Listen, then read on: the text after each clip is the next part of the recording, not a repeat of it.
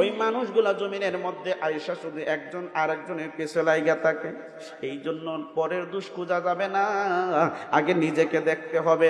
নিজে আমি কতটুকু কামাই করেছি, আমি কতটুকু কামাই করেছি, আমি কিভাবে জাহান্নামের আগুন থেকে বাঁচবো। কু আনফুসিকুম ও আহলিকুম নার, তুমি নিজে আগে জাহান্নামের আগুন থেকে বাঁচো, এরপরে তোমার আহলদেরকে বাঁচাও।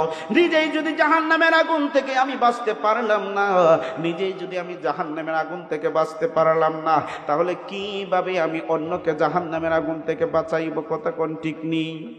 এই জন্য রে বাবারা, ও অনুহর ব্রাহ্মণুর আর বিশাউরার মা, ও যুবক ভাইয়েরা রে আমার, ও আমার মুরব্বী বাবাজিরা, আসলে বসে না থাকি, মাহফিলের সৌন্দর্য রক্ষাতে মাহফিলে আসুন, এই জান্নাতের বাগানে আইসা বসুন। জান্নাতের বাগানে আসলে বসলে কি লাভ হবে? আপনার আমল নামার মধ্যে সোয়াব লেখা হবে, নিয়ত করার মাত্রই সোয়াব লেখা হয়ে যায়। জোরে জোরে বলুন না সুবহানাল্লাহ। এই জন্য ওই গীবত নিয়ে আমরা আজকে সমাজের মধ্যে ব্যস্ত হয়ে পড়ে রয়েছি। আর আল্লাহ বলেন এই গীবত করা যে মারাত্মক কত বড় গুনাহ, এই গীবত করা, এই পরিনিন্দা করা কত বড় গুনাহ। আমার আল্লাহ বলেন ওই সমস্ত মানুষ, যেই মানুষগুলো দুনিয়ার মধ্যে আসার পরে, যেই মানুষগুলো দুনিয়ার মধ্যে আসার পরে আমি আল্লাহ মানলো, আমার আখিরাত মানলো, সমস্ত কিছু মানলো, ইমানদার হতে পারলো না, ওই সমস্ত মানুষগুলাই হলো মুনাফিক। আর ওই মুনাফিকের মধ্যে খাসলত রয়েছে গীবতের খাসলত, মুনাফিকদের মধ্যে খাসলত রয়েছে মিথ্যার খাসলত, মুনাফিকদের মধ্যে খাসলত রয়েছে কথায় কথায় মিথ্যা বলা, মানুষের আমানতের কি আনত করা। কথা বলেন ঠিক কিনা? এই জন্য রে আমার বাবারা,